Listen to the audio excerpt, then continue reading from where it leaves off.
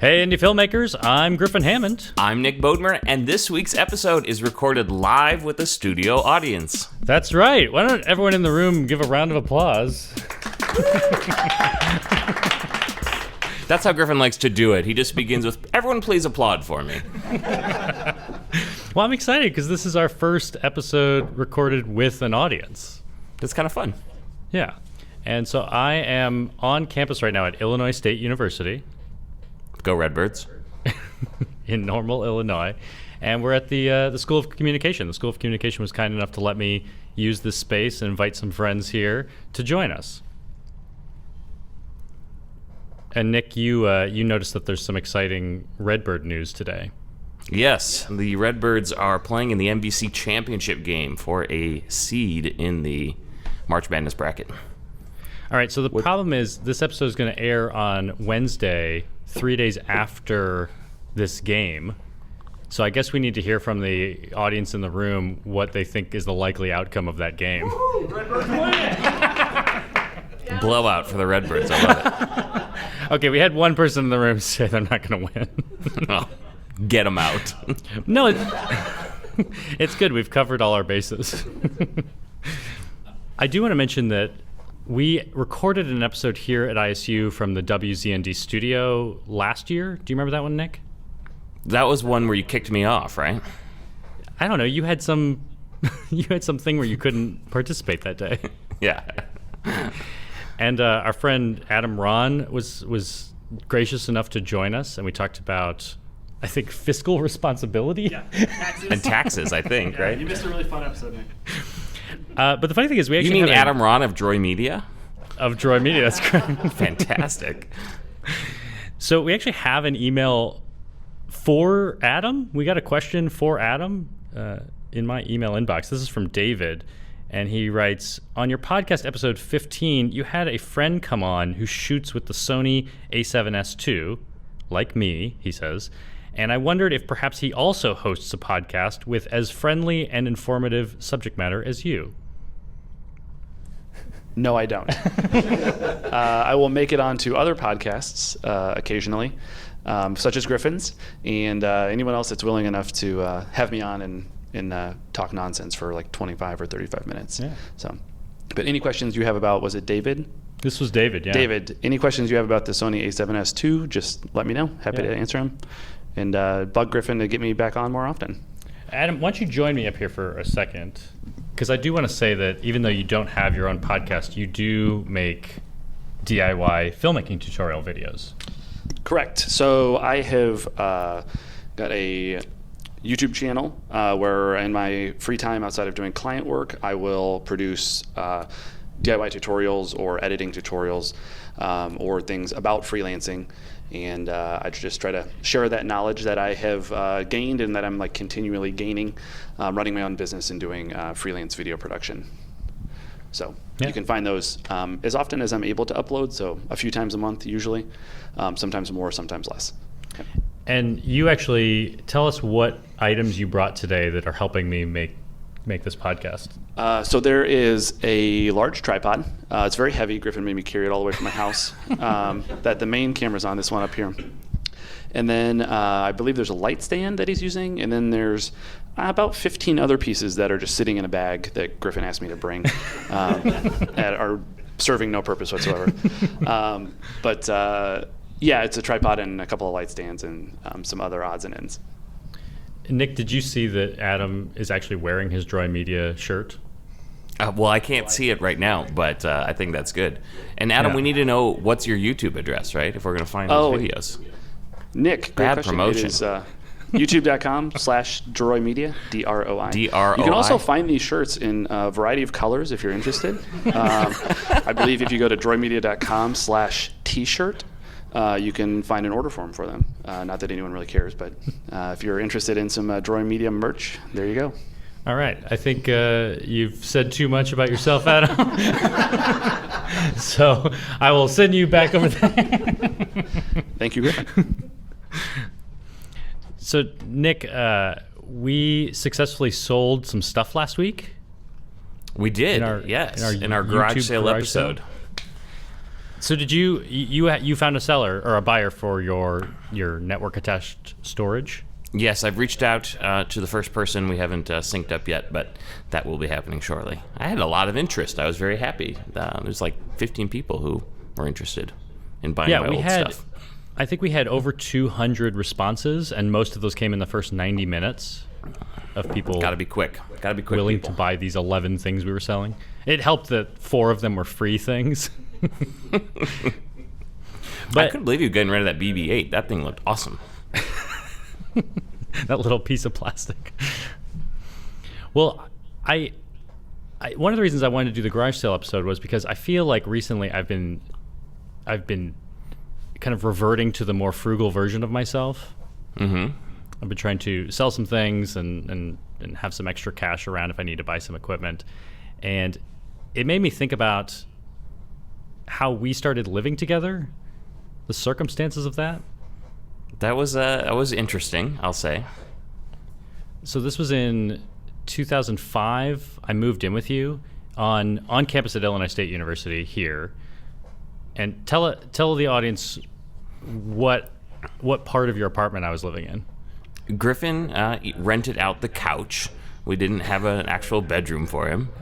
There were 4 of us in an apartment like you do in college, and we added a 5th, and he paid everybody, I don't know, what, $20 a month or something like that to live on our couch. I paid the 4 guys each $20 a month to cover the couch and utilities.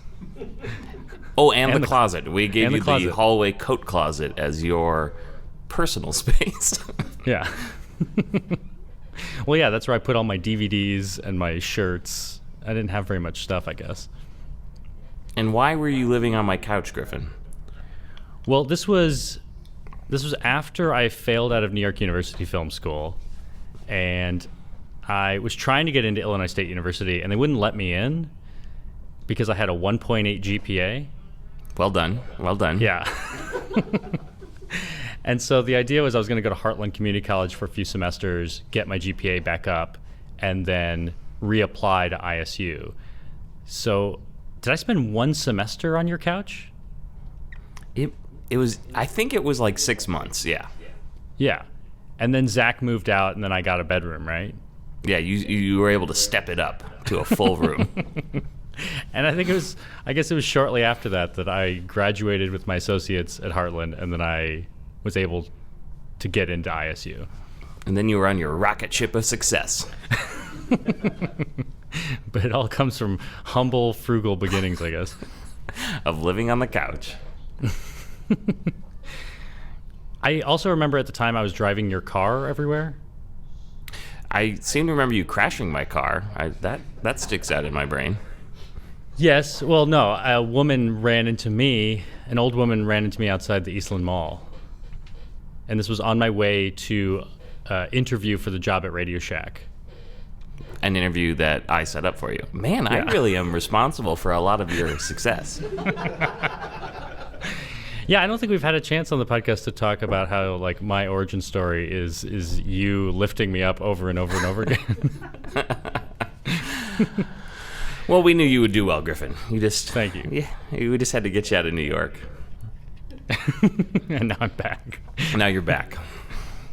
Well, I appreciate you setting up that, I've got a spot on a couch for you when things go bad again.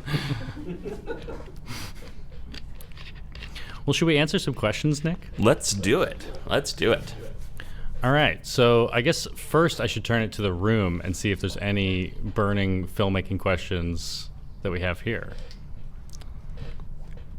What's the one piece of equipment you can't live without? Nick, what's your one piece of equipment you can't live without? Well, we all know what Griffin's going to say. Well, the Panasonic GH5, brought to you by Panasonic. Actually, as much as I love Panasonic, I could live without that product. I could find an alternative, but I think it's the Pedco Ultra Clamp.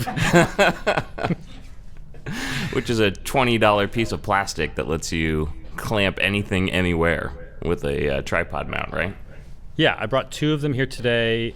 The plan was if I didn't have a light stand, I would use a Pedco Ultra Clamp to mount these lights. I'm also using one to mount my H5 audio recorder to a tripod. And the H5 is doing like double duty today. It's actually, instead of recording audio, it's sending audio to my computer and to you so you can hear everyone. And then I'm also running the line out from the H5 into my camera just as like a backup audio. Actually, it's probably terrible, but it's one Better more than thing. nothing. Yeah. I think for me, it's my iPhone, to be honest. I do so much of my videography and photography just straight from that iPhone, and it can fill in. I mean, we've done whole episodes where I've attempted to use the iPhone as the audio recorder and the video recorder. It's really, if I had to just have one piece of equipment, that would be it. Yeah. Cool. Thank you. Dr. Brent Simons here has a question. Yeah, how do you guys like, oh, that's very loud. How do you guys like the new color tools in Final Cut 10.4? New color tools in 10.4. I'm trying to think of which ones I'm actually using differently. We talked about this on the show. I actually think I'm still using them the same way. I like the color tools as they were. Although the one thing I do use now is the automatic white balance with the eyedropper. That's what I've been asking for forever, is the auto white balance, so love that. I'm a bad colorist. I really need to. I mean, if I were going to spend like a day doing training, that's probably what I would choose to learn more about how to properly color a frame. Yeah. Well, and one big thing I'm using now is it's a lot easier now to load LUTs. So I'm shooting a lot more log footage, and now Final Cut has some built-in LUTs, and now you don't need a plugin anymore to load them. So that's good for me. And I know you've been interested in playing with high dynamic range, so I think some of those new features are going to help you there too. Yeah. That's something I want to figure out this year. So now that you've had your DJI Spark for a while, and you get over the newness of using it because you can, how much do you find that you're actually using it, and what things do you find it to be the most helpful, and is it missing features because it is sort of that entry-level drone? Yeah. So I have been shooting with the DJI Spark for a few months. In fact, Nick and I, we had it together when we were in Punta Cana this year and got some really cool shots of the beach. I just find everything that I shoot with it looks amazing. Like, it's just easy to just throw it up in the air, look straight down, or kind of just look towards the horizon as you're moving up and down. Everything looks perfect. So any project I throw it in always looks really good. And Nick, you have the same one. I have the same one, yep. And I haven't used it in any professional projects though, so I need to do that. I think the only professional project I've used it on was, it's hard in New York because I'm not allowed to fly it anywhere, but I had a friend who works in a warehouse in Brooklyn, and she wanted me to shoot some stuff indoors, and so I was able to do that. It was a little bit harder to fly without the GPS stabilization, but I was able to get some cool kind of indoor dolly shots like that. I will say you crashed it. And I always crash it when I fly indoors. But the one downside of it is that it's not 4K, but I find it kind of makes up for it because every drone shot looks amazing. So even in 1080, you're getting so much detail, and the movement is so interesting that I find I'm putting this 1080 footage into 4K projects, and it stands up. Besides that, I'm trying to think if I've used it on any professional projects. I've mostly just used it on personal edits, but I'm always really happy with it. Matt, I feel like you should come up here and tell us about the drone that you just got, if you're willing. You want me to, or just Yeah. feel like I should? No, you should. You should. Don't, but you should. Don't. Gotta be You honest. should. Matt Edwards, Redcorn Studios. Good to see you. So wait, which one did you just get? The DJI Mavic Air. Okay, and that I own one, them all, so whichever one you want to talk about. This one has got to be about the size of the Spark. It's bigger, but It's about the size of a Spark when it's folded open, but it's more portable because the arms fold in. yeah. I think the body's probably a little fatter. You get a little more flight time out of it, a little more range. Yeah. But it's a great bird. And the previous That one Mavic, is 4K, right? Yeah. Yep. The previous Mavic also folded, but is this one the same size, or is it? No, the previous Mavic would fold, but it was still bigger. So, I mean, Yeah. your footprint's probably half again as big. But it uses OcuSync, so you can go 4 miles with it versus Wi-Fi on the Mavic Air, which gets you about 1.2. I don't understand what OcuSync is. It's just their transmission technology. Yeah. But the challenge is, I personally don't fly very far away from myself. Like, if I need to go 4 miles away, I will drive 3.5 miles away and then fly. Right, yeah. So, but it does give you a stronger signal when you're closer, less interference, those type of things. But, and they've added some fun little video things like the asteroid feature, which is really more gimmicky. I think the boomerang probably has more of a real use to it. Yeah. Nick, have you seen the price point on this thing? I have not. I assume it's quite a bit more expensive. It's not that much more than the Spark. What is it? Well, for the Flymore combo, I think it was $9.99. But it Yeah. gets you Oh, 3 God, batteries. it's a steal. These things are getting so inexpensive. It's awesome. Yeah. Because I gave you 3 batteries, a bigger case, a charge hub to it. I mean, it's a pretty good deal. Yeah. So I think it's like $200 or $300 more than the Spark, Yeah. but it adds 4K. It adds a 3-axis gimbal. Yep. And the gimbal's actually that not bearings, a little bushing inside that actually helps dampen more vibration too. Yeah. So the camera's phenomenal. Yeah. And it's super stable. I've had it in fairly windy conditions, and it holds its own. And it'll go faster because it's a more powerful, bigger drone than the Spark. Yeah. I think the Spark, when I've tested it in sport mode, like in regular mode, it's like 8 Yeah. miles an hour. In sport mode, I think it's like 25, which to me seems insanely fast. Nick and I did that in Utah, and I think we almost flew it into ourselves at full speed. We actually did a race between Griffin and the drone, which was very fun. Yeah, and the drone definitely out. Yeah. And this one freaks me out because how fast can it go in sport mode? Oh, I lose track. They're all up high 30s, low 40s. Yeah. But you're not really, anytime most people get these, most filmmakers will dial them way back because you want a slower pan or slower, more cinematic. You don't want to go 40 miles an hour unless you're chasing something, I guess. Yeah. So most of the time I find myself dialing it back. But the feature the Mavic Air has, Griffin, that you'll love because you're prone to crashing,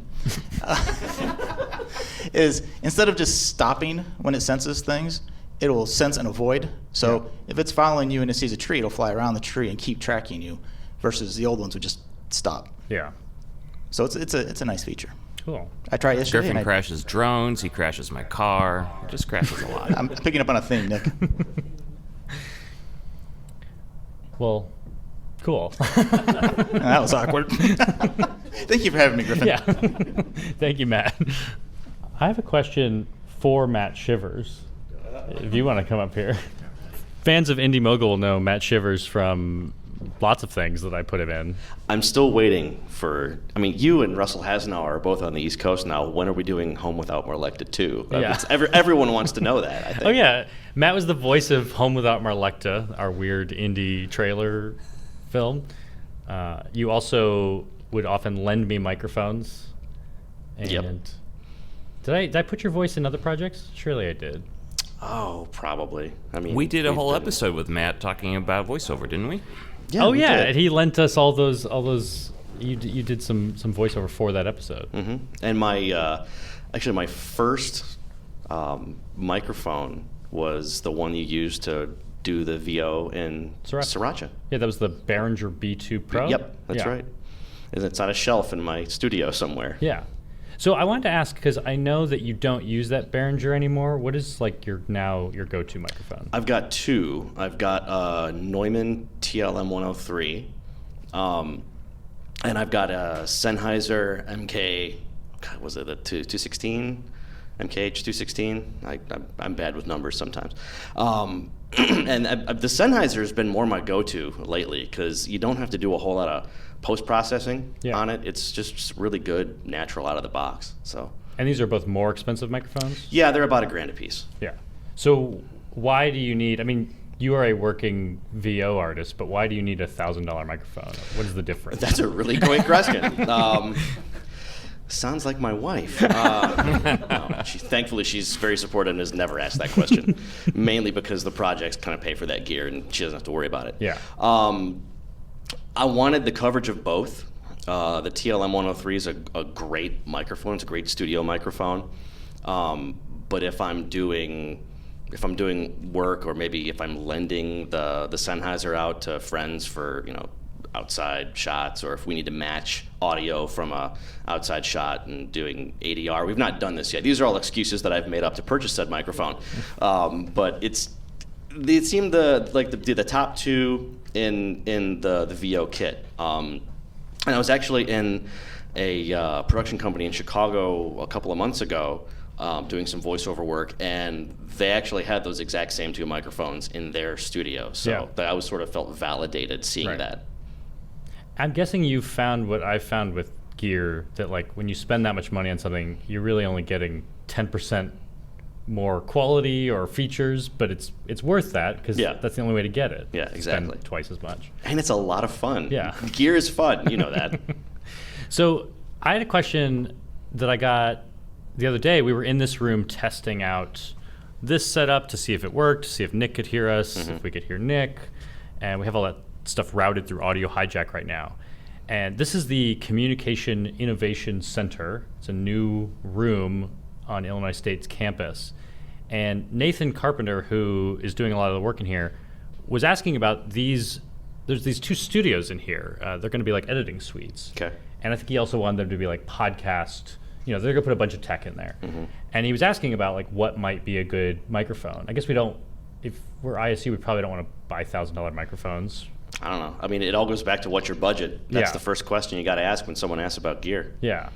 I guess if you were trying to be frugal for students, but also good quality, would you recommend something like the B2 Pro, or what's like a good voiceover mic? I think the B2 Pro would be fine. I didn't really go. I jumped from that. I mean, I think the B2 Pro was $140 or something like that. I jumped right from that to the higher price point. So my knowledge of the middle of the road mics isn't. I mean, I don't have a whole lot of knowledge there. Yeah. But I do think that probably $150 can get you a good mic. I mean, this I'm using the blue baby bottle, which I think is like a $400 mic. Yeah. And I got it for $200 during a Cyber Monday sale. Yeah. The blues are good. I've heard really good things about them, and obviously it sounds great on the podcast. And you got to think about your signal chain too. Like, what are you going into? Because I had an old kind of Alesis board, and once I put the TLM 103 on that board, no offense, Alesis, some of the imperfections of that board really started to show through. So it's not just the mic; it's what you're going into, and then into your computer as well. Yeah. And I think the other thing that's interesting is I think a $150 mic with a room that's properly treated is going to sound better than a $1,000 mic in a terrible room without, with tons of reflection. So other things to think about besides just the microphone and things like that. And the B2 Pro worked for me for as long as I used it for 3-4 years, something like that. I just put it in my closet to get good, like no reverb. Right. And actually, I'm even thinking right now, that was a good point, Nick, about what else are you doing around the mic. Like right now, I have this nice mic next to me, but I'm turning my body and talking to Matt here and not really talking into the microphone. So I'm sure it doesn't sound as good. Well, we have a huge open room in here with untreated walls, and there's sound waves bouncing all over the place. But this should be just fine. Yeah. Most recordings, I don't have a speaker system set up that's blasting everything we're doing against all the walls. Right. Yeah. Well, thank you, Matt Shivers, for sharing welcome. your input with us. Where can people find you on the internet? I'm at Droy Media. No, you're not. I dare you to blur his shirt out in post, by the way. Some of Matt's work is on Droy Media. Actually, that's right. Adam and I have worked together. Shiversmedia.com. Cool. That's my website. So if you someone need voice needs work, some let me know. talented voiceover work. And Griffin, we'll have to make sure we get all these links in the show notes at Hey.film. At Hey.film. And I think my understanding of voiceover work is correct. People have to fly you out. Oh, absolutely. Yeah. You can't all do this expenses from your paid. home. No, it's not. It's not that bad. If you want to fly me out, though, I'm listening. My last question for you is, what do you wear when you're doing voiceover? Basically the uniform, plaid shirt, rolled up sleeves, beard. Okay. Yeah. You don't dress in character. There's some secrets I like to keep to myself, Griffin. Maybe we'll do a premium paid podcast. We reveal those secrets as well. A premium paid podcast. We can do that? Wait, you haven't monetized? We occasionally have sponsors. Yeah, good deal. Not Thank you, Alesis after me talking about their board. Sorry, guys. Should I go away now? You should. Okay, thanks. Nick, I want to point out that we have someone else in the room. I don't know if you know this, but my mom is actually here. Oh. Hi, Nick. Hi, Mrs. Hammond. How are you? Mom, would you like to join me up here? Just for a moment. If anyone deserves it. She's like, no. I'm all red. I don't have my plaid on. Hello, Mother. Hello, son. Now you remember me back from what, like 8th grade, me running around your house and us tearing it up Yes. and making videos? Yes. That was a little bit ago. Yes, and the computer games that you played in our basement and She's referring to our LAN parties. yes, LAN party. We were really cool kids in high school, let me tell you. You were a lovely group. So, you participated in one of my earliest filmmaking projects. Yes. Ghostbusters. Yeah, I think I called it Ghostbusters 3. How old was I? Oh gosh, Elizabeth I think was 2, or 3, and so you were probably 6 years old. Yeah. Your voice hadn't changed. You were still this little beep beep beep beep beep beep kind of a voice. Nick, you've seen this video, right? Oh, I've seen this video. It's outstanding. It's on YouTube. And I included this in my NYU, like, this is what got me into the school. Yes, right. Previous You work hear that Griffin you were yelling, doing. cut, cut. Yes, God. He was very bossy. What was your role in that film? I was the ghost. And you must have run camera sometimes. Yes, Yeah. yes, I did. Yes, yeah. Yes. And then I feel like that camera is very important in my origin into filmmaking, because we used it back then. I remember being really excited to make that video with you. Mm-hmm. And then I don't think I touched that camera for another 10 years or Right. 9 years or something. Well, it was very large and heavy and. It was one of those VHS Oh yeah, it was camcorders. huge. And then, Nick, we found that camera in a closet. I remember that, yep. And this is like how when we were 15 years old, started getting back into video, was Mm-hmm. shooting sketches and things. Oh gosh, I'd forgotten that. I remember we thought we were so clever. We put the camera on a tripod and we would hit record and have you stand up behind the couch and then crouch down and we'd stop and you'd move somewhere else and we'd hit record again. And so we were getting into special effects very early. That's right. Was that the camera that we did Neighbor Witch Project on, or was that a Sony Handycam? Oh, I think we had a VHS camera from the school for that. I think we actually got to use one of the pro VHS cameras. I'm also curious, I don't think we've ever really talked about this. Just, I feel like I'm really happy with where I am in my life right now because I recovered from failing out of school. Right. And now it's nice to be back in New York and on good terms. But how did you view me? Like, or what did you think would happen after that?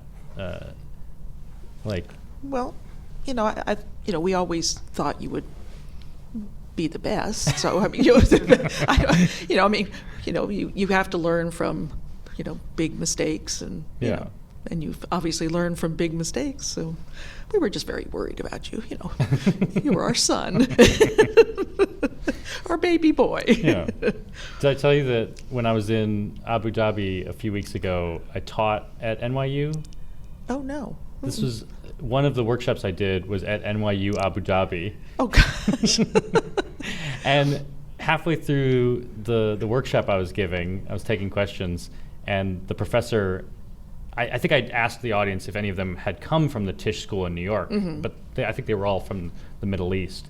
And at one point the professor said, "Oh, so you were at the Tisch School. What year did you graduate?" I said, "Oh, that's a funny story." But it was interesting to come full circle. Yes, right. Oh gosh, that's great. Well, thank you for Love you, sweetie. being on the show, Mom. And raising him and all that too. Well, that was the first time my mom has been on the show. But not the last. Right. You guys got an email from Brendan And he says, one thing I've noticed in a few documentary style pieces I've seen on TV recently, ESPN documentaries, is that they'll sometimes have the interview subject facing the short side of the frame in a rule of thirds composition. I always thought this was kind of a no-no. I think it looks really awkward. Is this one of those once you know the rules you can break them kind of things? Or are you with me and you try to have the subject face the long edge, i.e. sitting on the left facing towards the right? Nick, you remember my framing rule, like how we did Sriracha? Like, where do I want the eye of the person? Right on that thirds intersection, right? Yeah. So like in my close-up shot right now, I do have my eye. My eye that's closest to the camera is right on that rule of thirds. So that is how I would normally set up an interview shot. But I'm realizing now, and the audience here can tell me, but I realize because I'm kind of sitting between the two cameras, surely on this camera, I'm looking to the short side of the screen, right? Yeah. You can see it on the... Yeah, so I guess I do have one of these framed in like a really awkward, not correct rule of thirds way. But you do see some interviews like this. What do you think about those kinds of interviews, Nick? Well, I mean, it definitely adds a visual interest, right? Because immediately you think, this doesn't look like I'm used to. But I do think he's probably right. It's one of those you have to know the rules to break them situations. Exactly. Yeah. I mean, I think it's if I'm telling a student who's never shot documentary before what to do, I think a good rule is to stick with rule of thirds, and you just know that your interview is going to look like a lot of other professional interviews. And so if your goal, which it often is when you're an amateur, is to look like a professional, that's a quick way to do it. But then once you get everything else in place, your audio is good, your lighting is good, now you can break the rules and no one thinks less of you. Well, and I think, the framing that he's talking about here interjects like a little bit more tension into the frame as well. So I think if that's appropriate for the interview to kind of up the stakes and make it feel ratcheted up, that's probably when you see this type of framing. Yeah, it's uncomfortable. It's like cutting people off. They don't have room to breathe in front of them. And often you'll see it might be paired with some other strange framing, like maybe they're in the bottom of the shot and it's kind of cutting them off at the neck. So yeah, it can be a really, for like a horror or crime documentary, you see that kind of stuff a lot. So you've got a YouTube comment from Lucas Imensha, and he says, I need help with credits in a video that I shot and edited, but the person who uploaded it said he is not going to put my name or others in the credits.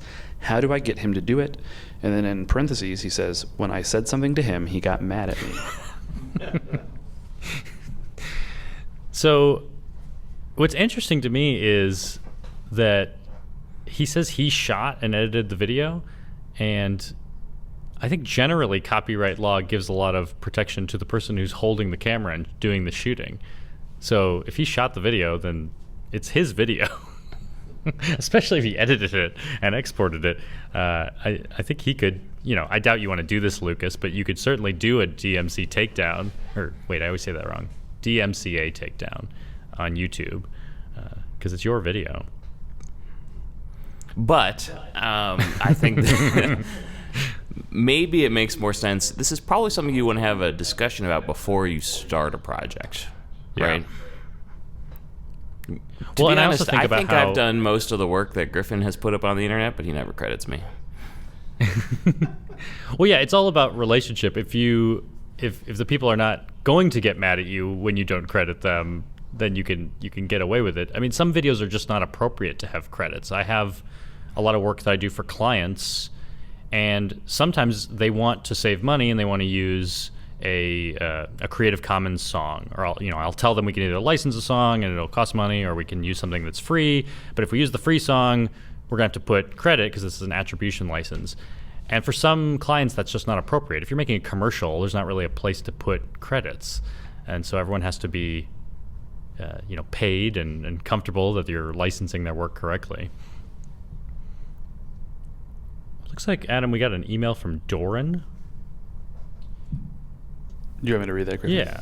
Good segue. So Doran says, I was surprised to learn that you use an ND filter on your camera when you record the podcast. I'm curious why. I would think you would lower the ISO level to get better dynamic range and picture quality while also lowering light sensitivity. I find I'm usually shooting indoor footage at ISO 800 or 1600 and I'm still able to go with a wide open aperture. Do you use the ND so you have more control over the frame rate? Please explain. Nick, why... I'm using an ND filter right now, and why do you think I'm doing it? Because you have lights. Yeah. Yeah, he's right. Like, if in normal lighting, I could probably get away with ISO 800 or 1600 and open my lens up all the way. But right now I'm using a prime lens that's f1.8, and I'm lighting myself, just because I want to get some... I guess I want me to pop in the frame a little bit more than the room behind me. But with that level of exposure, just to get myself to ISO 400, where I want to be at ISO 400 because I'm maintaining the maximum dynamic range of this camera, but I'm just putting so much light on myself, and I am so pale that I always come across really bright, so I need to put a 2-stop ND filter on this camera. But then, as a good comparison, I'm also running this wide shot with an 8 to 18 millimeter lens. And I think we could see on the screen right now what I'm shooting at. I'm shooting at f4, so I'm letting in a lot less light into that lens, mostly because I want everything to be in focus on this wide shot. And I'm at ISO 400, so same ISO, but just because I was able to drop down the aperture, I don't need an ND filter on it. And you're not using one, right? I am not, no. I do not have fancy lights like you. Yeah, you're not blasting your frame full of lights. You don't need it. But are you still shooting at a wide aperture? Yep, f2.8, I think. Yeah, because you're using Whatever. the 12 to 35. That's right. Cool. But the difference between f1.8 and f2.8 is dramatic. Well, yeah, f2 would be twice as much light as f2.8. Yeah. Well, I think we should take one more question from the internet. Adam, we have an email that we got from Remy. Yeah. He's in France, actually, right? International So shout out. please use a French accent. Sure. Adam. No, don't do that. Oh, Oui. okay. Yeah. I will not be doing that, Nick. Thank you, though. Remy says, first of all, big fan of your show. I just started getting into documentary filmmaking, and your podcast has helped me a lot. They just started shooting in manual movie mode on the Panasonic GH4. However, I'm really struggling to manage light change in run-and-gun situations when I don't have control on the light. For example, when I am following somebody from a dark room to the outside. Are you adjusting some settings on the fly? If yes, do you adjust your ISO first, or your aperture, or switch to automatic? So, Nick, I'm trying to think if there are times that I am running indoors and outdoors and having dramatic exposure changes. For the most part, I just try to avoid that. But I'm thinking surely you encountered that in wedding videos. Absolutely. Yeah, I think for a number of years when I was shooting weddings, I would shoot in shutter priority mode. So, I would know I'd want to be shooting at 1/50th of a second shutter speed, and I would let the camera pick the aperture so that as you go in and out, or as the lighting changes dramatically, I'm not having to make those changes. Now, you will notice if you shoot that way a lot that you can see the aperture change in the footage, and sometimes it does it at times you wish it didn't. So eventually, as you get more comfortable with the camera, I think you'll gravitate towards fully manual and just making those changes on the fly yourself. But shutter priority mode is probably the way to go if you're having trouble managing that at first as you get comfortable with the camera and shooting. I do think shutter priority makes sense because I think if your shutter was changing for exposure, you would see the motion blur change. You would feel like it was getting choppier or more blurry as you went. And I think these cameras generally can do a stepless aperture. So while you're recording, the aperture changes smoothly. And maybe you wouldn't notice the difference in depth of field too much. Now, the problem you'll run into is you probably need an ISO change also when going from something as dramatic as indoors to outdoors. And that I don't want it changing on the fly. So, yeah, just something that comes with practice. I think I just generally try to avoid that situation at all. Like, I won't do a shot that goes from outside to indoors because I know it's going to be challenging. Or maybe I'll shoot it twice at 2 different exposures, and I can throw in a cut somewhere or dissolve and kind of trick it in the editing to make it seem like, yeah, we did just walk from right outside into inside. Well, let's give one more round of applause for our audience here today.